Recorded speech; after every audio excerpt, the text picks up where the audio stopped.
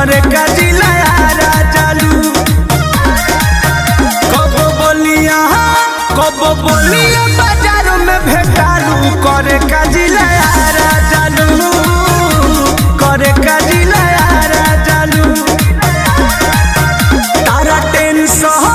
तारा tension में बीमार बार लालू करे का जिला चालू करे का जिला चालू क्यों जाती हो इधर उधर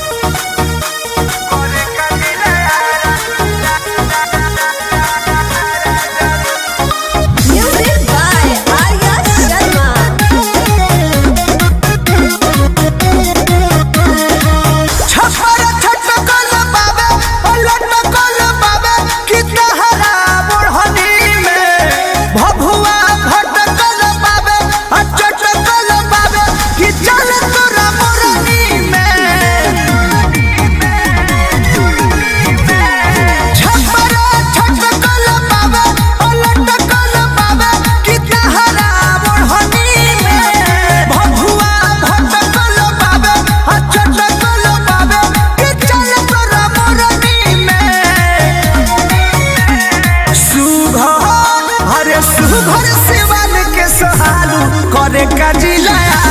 चालू करे का जिला चालू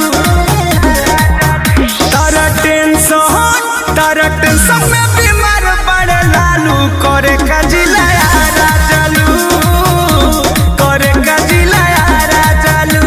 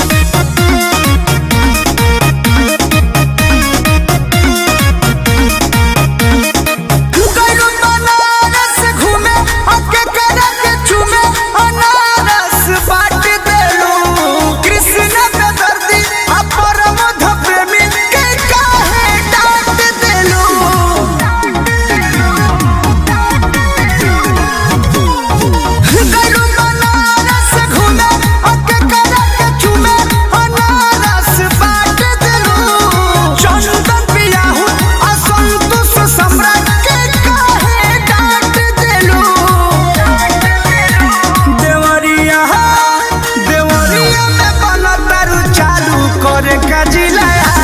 चालू करे का जिला चालू तारा टेंशन में बीमार बड़े लालू करे का जिला चालू करे का जिला चालू का करे जाता रू धाना दी चलो।